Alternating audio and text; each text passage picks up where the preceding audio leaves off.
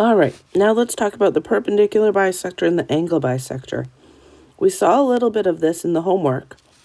For the perpendicular bisector, the only thing I care about is the side of the triangle. I want first to bisect the side, so I am again going to draw my midpoints.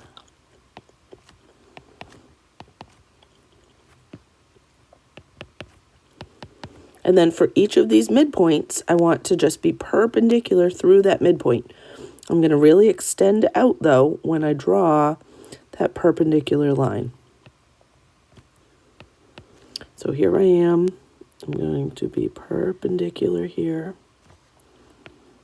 And I'm going to be perpendicular here. And again, pretend like I drew everything perfectly.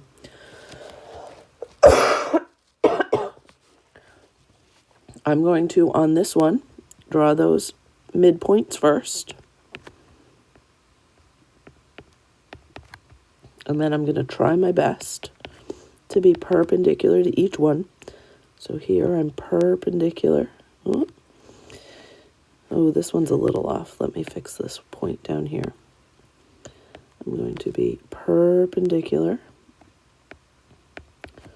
And then I'm going to be perpendicular. And again, I kind of know how this comes out, so I'm doing my best to kind of show you. And then I'm going to have my midpoints. That one's a little off. Let's see.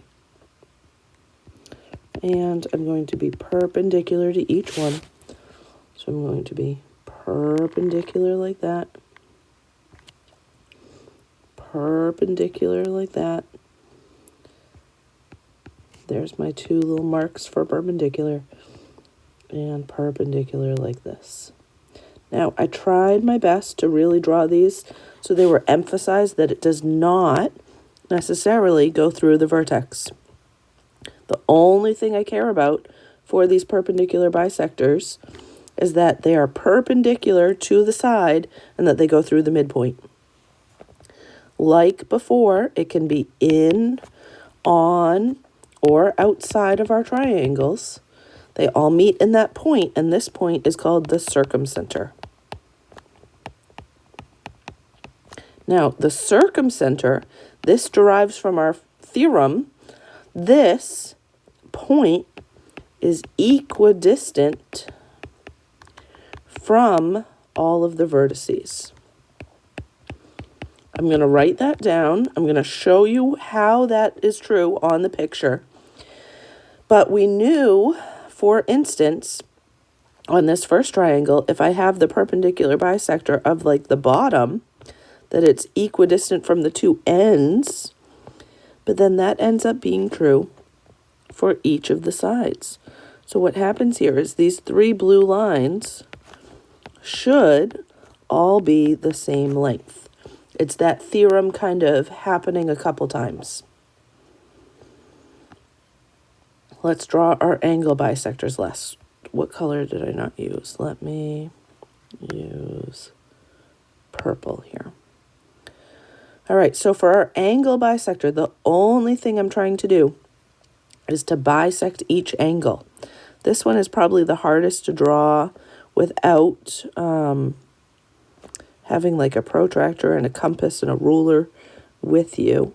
So I'll do my best to kind of cut each angle in half.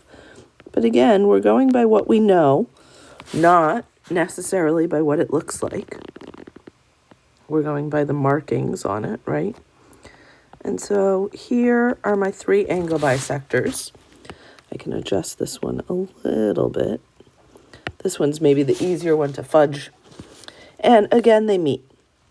Let me bisect my angles over here now. I'm going to cut that angle in half. And I'm going to cut this angle in half here. Close enough. And I'm going to cut my third angle in half. And when I do that, again, it's not perfect, but we're going to pretend it is.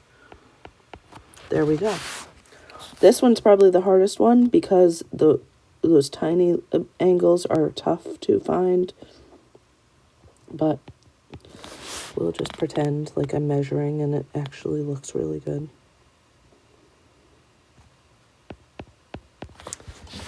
And our third. Let me just adjust that. All right.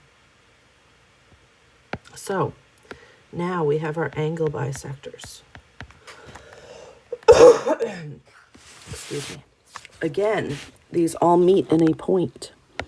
Surprise, surprise, right after we've done a bunch of them. That point is always inside. And this one is called the incenter.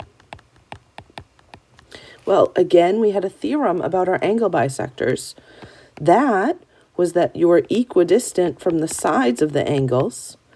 And so this is going to be equidistant from all of the sides. What does that mean on this picture?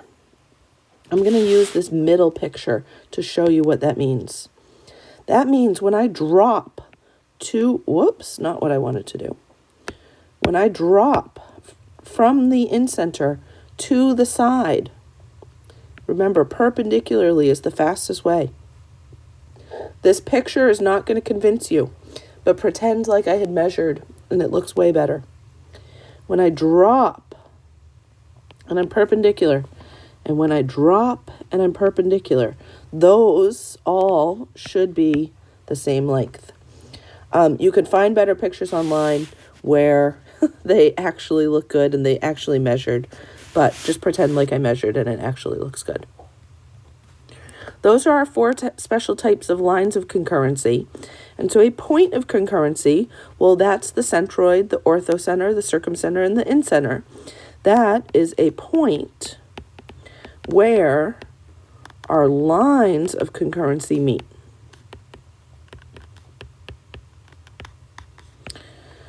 There's going to be some problems on these.